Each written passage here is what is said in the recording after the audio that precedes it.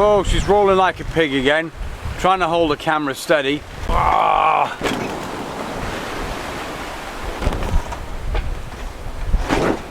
Having been at sea a long time and seeing nobody at all, there's a ship out there. I was just down below and I checked the AIS system, and there was a ship.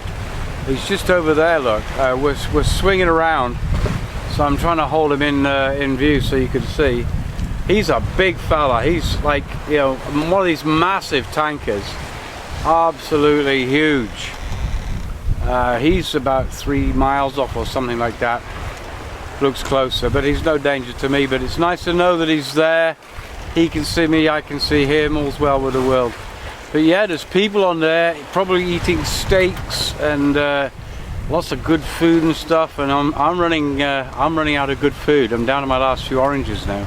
There he is. He's going to be which is coming up to his closest point of approach now, 2.7 miles, and that's going to happen in 10 minutes. Got my new Lifeline out the back there with a new buoy on there. The other one went flat and he got dragged underwater. So a new fella out.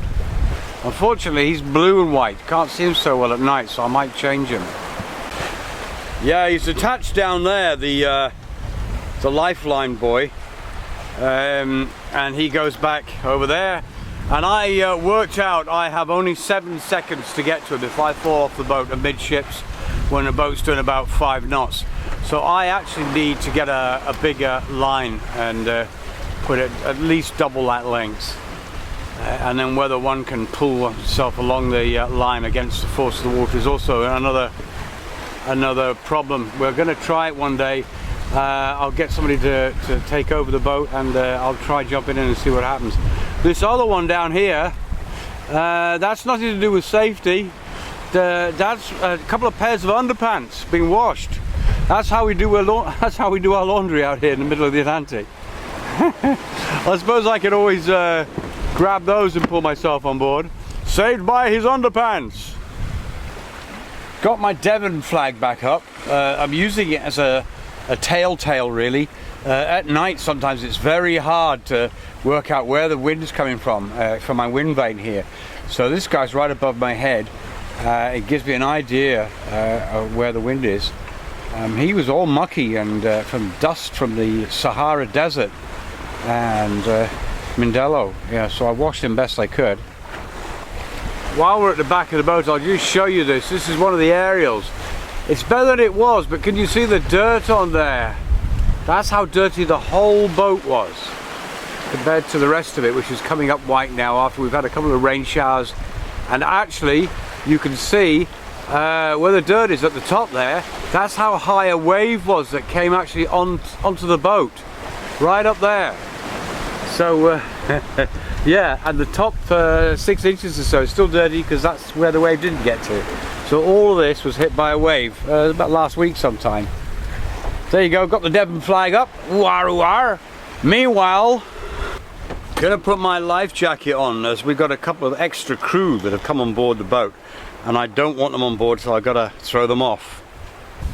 They're hiding down there somewhere. Sometimes it's carnage in the morning. These little guys are everywhere. In fact, this is actually not a little one, this is quite big. Flying fish. You can see this fella quite well. They can fly quite a distance and they're pretty skilled. They're going to jump out of the waves, fly along for about, I don't know, 20-40 meters or something and back in again. I believe you can eat them, but these guys have been here a while. In fact, he's almost stuck to the deck. Fly, my pretty boy. Freedom! Wow, we've had this rolling since about the 5th day out. It hasn't stopped. It's good sailing, but the boat is just rolling, and you can't let go of anything. Cups of tea, coffee sliding all over the place. It's not too bad at the moment.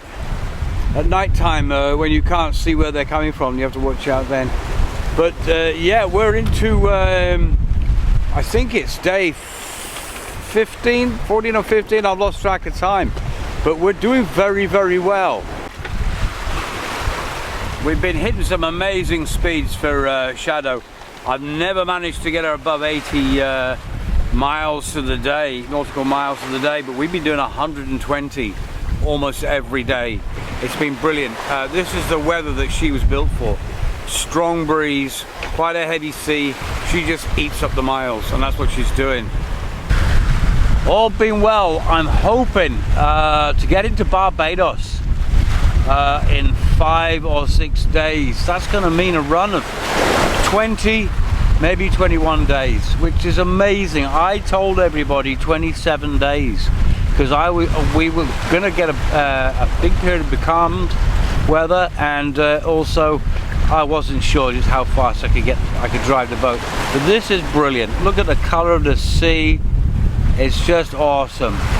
I'm beginning to get excited now, but at the same time a little bit well, it's you know, I'm just getting a bit tired, I gotta say. Got the boom out with the double sheet system there. You can see the blue and the red ropes. I've also got an extra one which is acting as a preventer, because I don't want that boom moving across the cockpit and hitting me on the side of the head. And it's working well.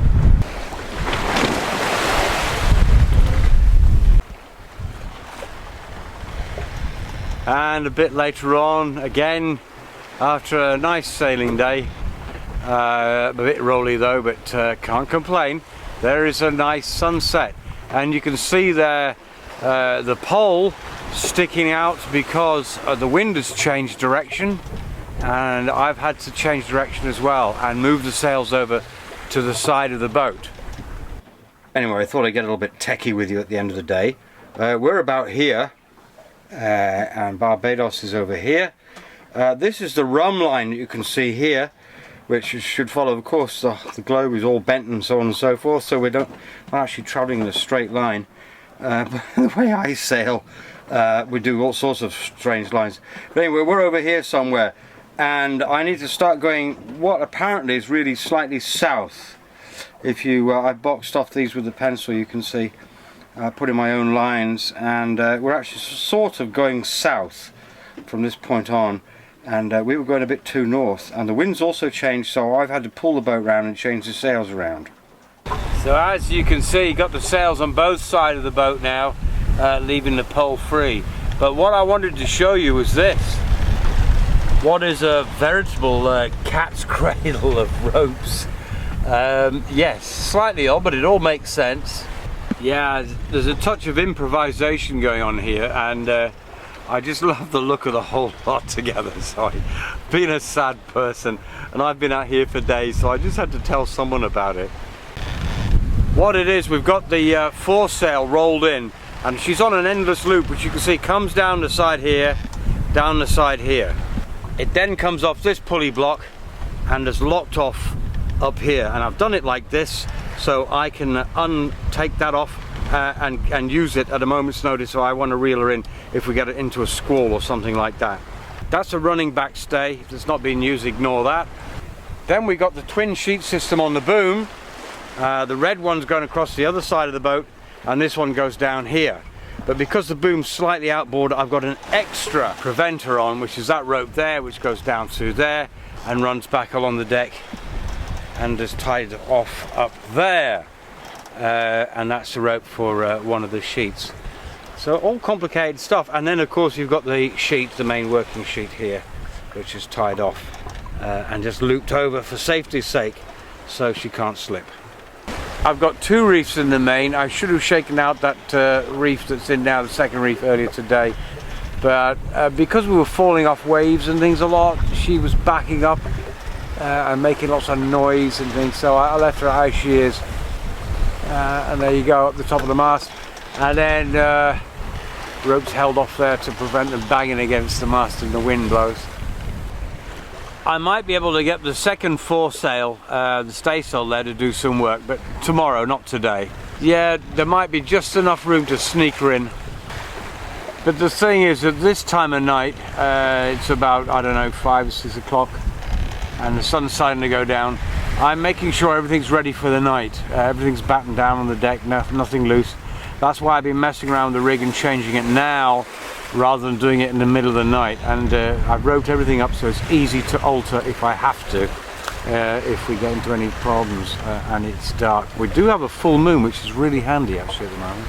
But that's very pretty there. All snug below. I've cleaned the galley up, had my evening meal, although I might open a can of peaches or something.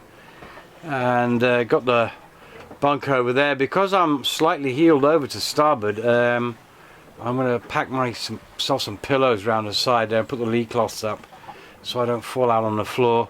Camera case there. On this side of the boat, I haven't really shown you around it while we're at sea at the moment. There's the GoPro, I just stuck him there for the moment. I've got the life raft there because there's really nowhere on the deck for it, which is not really a good idea. If I break an arm or something and I have to lug it on deck, it could be a problem. But there you go. Fore cabin, I'm using it for storage, my guitar and various other bits and pieces in there. Down here I've got like what I call job boxes. There's the logbook there, binoculars, there's 2 boxes there containing all kinds of bits and pieces, camera gear, navigation stuff and so on, but it just ends up as a big jumble, which wasn't the intent. And of course on the chart table I've got my trusty net, which I put up last year. The only change is I've got the barometer there, which is really handy. I can see what's happening at an instant. It used to be on the other side of the cabin where you couldn't see it. But yeah, that's all the stuff there. I've got headlight torch there, charging my phone because I've got my alarm on there for when I snooze at night. And the chart, I'll put that away, I won't be using that at night. I'll turn off the Raymarine C70 plotter because that uses a lot of power, and the screen, you may remember I had problems with that, but so far it seems to be working okay. But it gets really hot, and to get that hot it uses lots of power, which is bad at night anyway.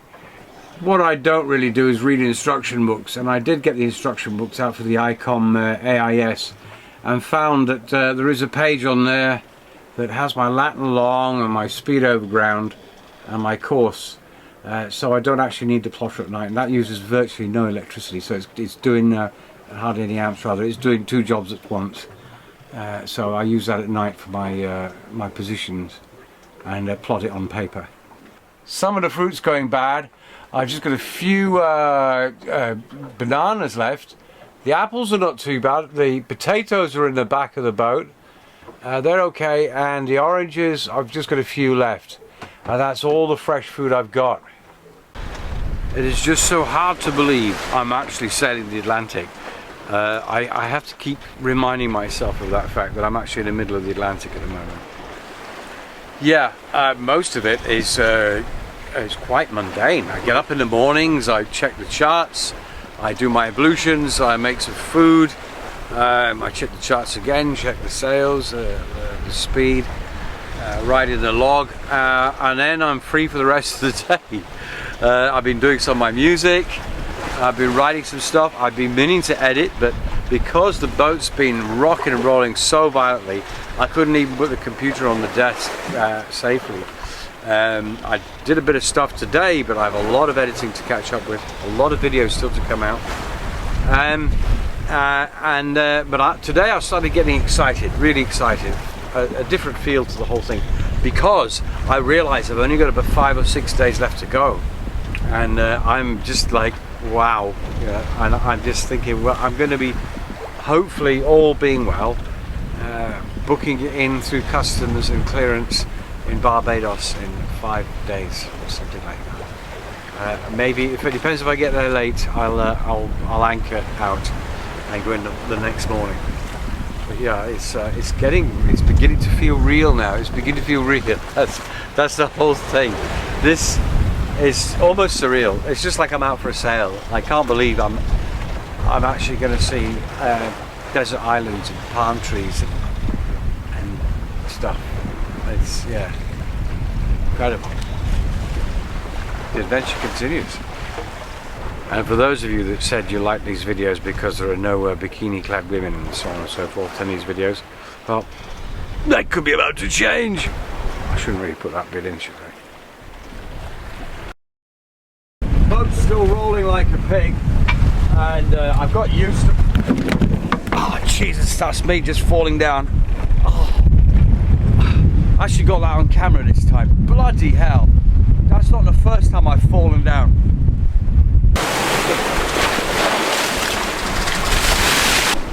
That just hurt me.